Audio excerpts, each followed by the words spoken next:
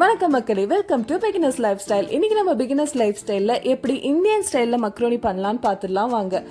இன்னைக்கு வீட் பாஸ்தா எடுத்திருக்கோம். இதை கொஞ்சமாக போட்டு வேக வச்சுக்கிறோம். வேக வைக்கிறப்பயே கொஞ்சம் எண்ணெய் ஊற்றி அதுக்கு தேவையான அளவு உப்பு சேர்த்து வேக வைக்கிறோம்.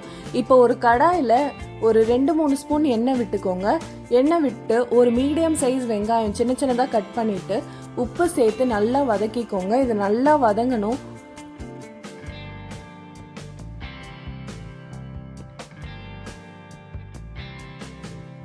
நல்லா வதங்கினதுக்கு அப்புறமா கொஞ்சம் பீன்ஸ், கேரட் இல்லை என்ன வெஜிடபிள்ஸ் இருக்கோ எல்லாமே போட்டு நல்லா வதக்கிக்கோங்க. வெஜிடபிள்ஸ் எல்லாமே நல்லா வதங்கணும்.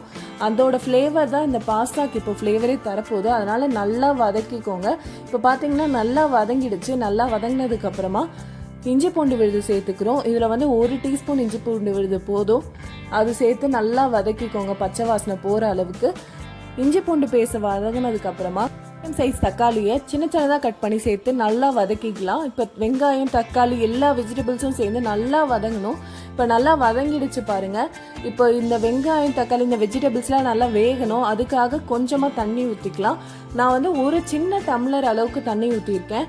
நீங்கள் எவ்வளோ தண்ணி தேவையோ, எவ்வளோ வெஜிடபிள்ஸ் சேர்க்குறீங்களோ அதுக்கேற்ற மாதிரி தண்ணி ஊற்றிக்கோங்க. தண்ணி ஊற்றிட்டு இப்போ இதில் மூடி அளவுக்கு சோயா சாஸ் சேர்த்துக்கிறேன். நீங்கள் சாஸ் இல்லை அப்படின்னா இந்த ஸ்டெப்பை ஸ்கிப் பண்ணிடுங்க. அதுக்கப்புறம் Maggi hot and spicy sauce 1 spoon அளவு சேர்த்துருக்கேன். இந்த சாஸ் இல்லைனாலும் ஸ்கிப் பண்ணிவிடுங்க. நீங்கள் இதுக்கு பதிலாக தக்காளியை 2 ஆட் பண்ணிக்கலாம், அரைச்சி ஆட் பண்ணிக்கலாம். சூப்பராக இருக்கும் டேஸ்ட்டு.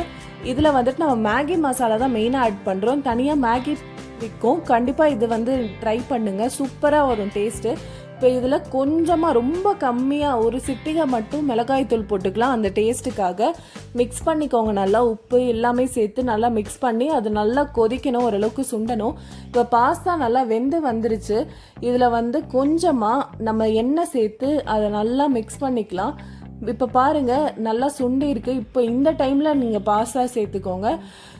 சேர்த்துட்டு நல்லா மிக்ஸ் பண்ணிக்கணும்.